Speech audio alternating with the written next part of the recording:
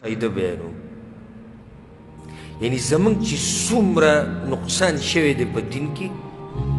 هغه دې خبرې کړې دي چې مولیانو باطل ته باطل نه دی ویلی اکثرو مولیانو چې ویلی دی لږ ویلی دی هغه لږو چې ویلی هغوی سره خلکو ښه دشمنیانې کړي دي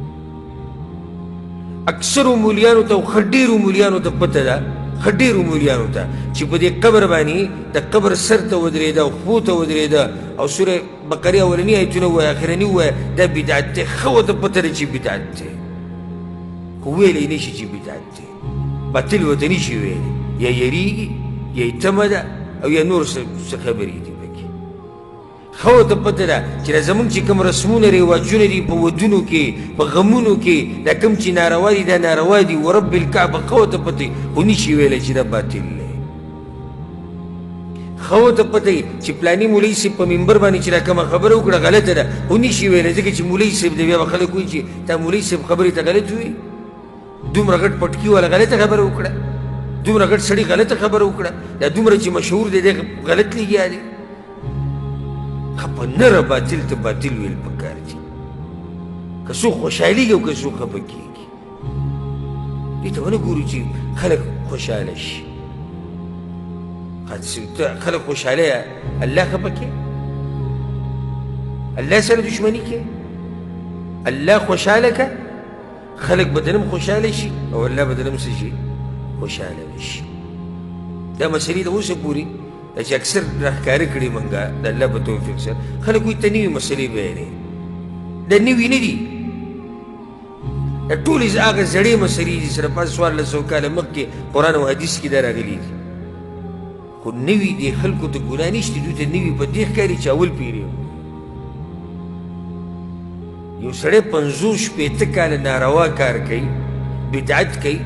چا ورته ویلي هم نه دي چې ستا دا کار ناروا دی او زه ورته ووایم ستا دا کار ناروا دی نو دی به په اسانه ومني نه یې مني ما سره جنګ هم کوي ما سره لاس هم اچوي ما ته به کنځلې هم کوي ما پسې به بدې ردې هم وایي ما ته به سپکې سپورې هم وایي ځکه چې ده ته په 50 کاله کې چا نه دي ویلي چې ستا دا کار غلط دی هېچا ورته دا نه دي ویلي چې ستا دا کار غلط دی یو سړی لاړ د پلار قبر یې سیمټي کو په هغې له پاسه نوم ولیکو او په هغې باندې ګلونه وراچوي مولوي صاحب خو دا پرېږده چې ده ته ووایي چې دا قبر سیمټي کول ناروا دي هغه مولوي صاحب په خپله راځي چې دوا کوي همدقه سیمټي قبر ته ولاړ یې ده سره لاسونه اوچت کړي او ما ورته نن ووایي چې دا ستا د پلار دا قبر چې تا سیمټي کړی دا ناروا دی دی به په حاله اسانه ومني زما سره یو خو قبر د پلار دی دویم په دې باندې فخر کوي دریم شیطان ورته دا کار ښایسته کړی دی څلورم مولوي صاحب ورته په دې 50 کاله کې دا نه دي ویلي چې دا کار ستا څه دی دا ناروا دی موږ د حدیثونو نه دا مسله ثابته کړه چې په جومات کې دننه قبر جوړول څه دي ناروا دي او په هغه جومات کې لمونځ نه کېږي چې په کوم جومات کې څه قبر خلک حیران پاتې شو څنګه ما ته دنیا ټلیفونونه راغلي نو دا خو زموږ پلاني ځای کې جومات دی او په هغې کې مولوي صاحب پروت دی او په هغې کې مولانا پروت دی او بل مفتي پکې پروت دی او څوک وایي دا شي دا به اوس موږ څه کوو او دا څنګه وو او دا ولې دي او په دې دلیل څه نو زه دا خلک په یو حصه کې نه ملامته کوم لږ ساعت لی نه ملامته کوم اگر که ملامته دي خو لږ ساعت لی نه ملامته کوم په دې کې چې دې غریبانو ته مولیانو دا حق راښکاره کړی دی مولوي صاحب راغلی د جمعې خطبه یې کړې ده او بس د جمعې خطبه څه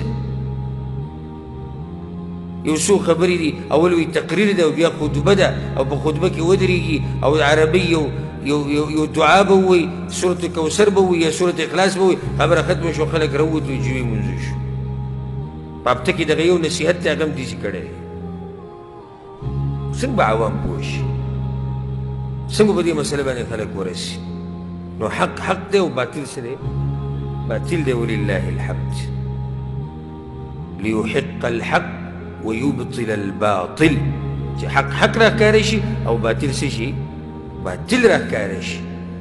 نو بیا هله به عوامو ته پته ولګي چې صحیح